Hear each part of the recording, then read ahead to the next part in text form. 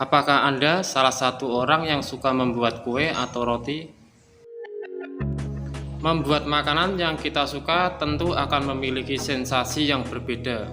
Terlebih, hal ini akan membuat kita menghargai makanan. Saat pertama kali membuat roti, wajar jika kita mengalami kegagalan, seperti roti yang sangat keras, terlalu lembek, bahkan roti yang tidak matang dengan sempurna.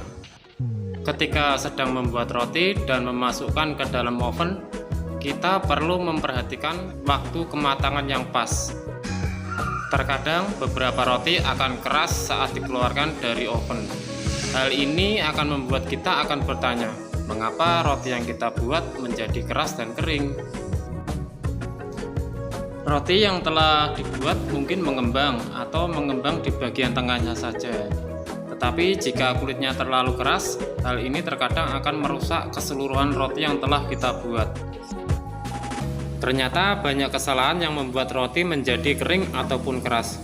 Maka dari itu perlu untuk mengubah resep atau menggunakan cara yang berbeda.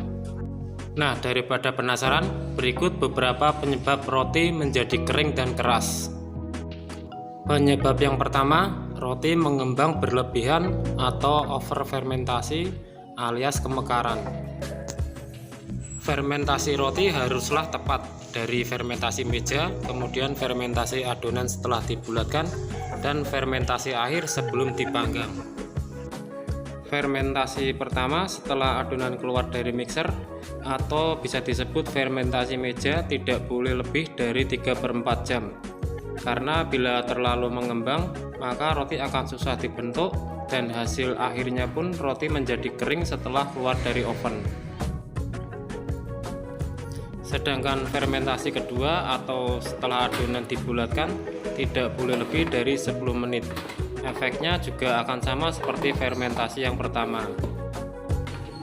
Nah, untuk fermentasi akhir setelah roti dibentuk dan sebelum dipanggang jangan sampai lebih dari 1,5 jam.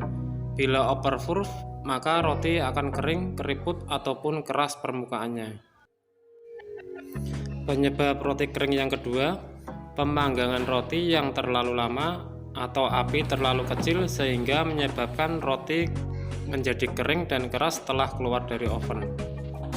Terkadang termostat oven juga menjadi kendala karena tidak selalu akurat, maka perlu penyetelan ulang selama beberapa waktu. Suhu oven harus diketahui dengan tepat agar pemanggangan bisa terkontrol sesuai untuk jenis rotinya.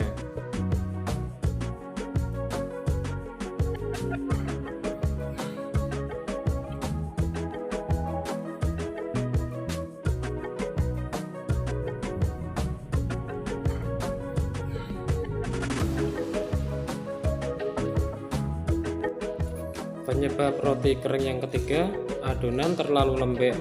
Jika adonan roti terlalu lembek, maka proses membentuk roti akan sulit dan memakan banyak waktu, sehingga adonan otomatis akan kemekaran. Dan kalau roti kemekaran, setelah dipanggang, hasilnya juga akan kering dan keriput. Penyebab yang keempat, adonan kurang kalis. Jika adonan roti kurang kalis, dapat menyebabkan roti akan kering dan kulit roti keras saat keluar dari oven. Penyebab yang kelima, adonan terlalu keras. Jika adonan roti terlalu keras, maka roti akan lama mengembang dan permukaan roti akan kering sebelum di oven. Hasilnya pun sudah dapat diketahui, kulit roti akan lebih keras dan tebal. Yang keenam, terlalu banyak mencampur tepung terigu saat membentuk roti. Pada umumnya, masyarakat di Indonesia lebih menyukai roti yang bertekstur lembut dan lembab, sehingga harus dikurangi taburan tepung saat membentuk roti. Atau bisa juga taburan tepung digantikan dengan olesan margarin. Berbeda dengan roti-roti di Eropa yang lebih keras.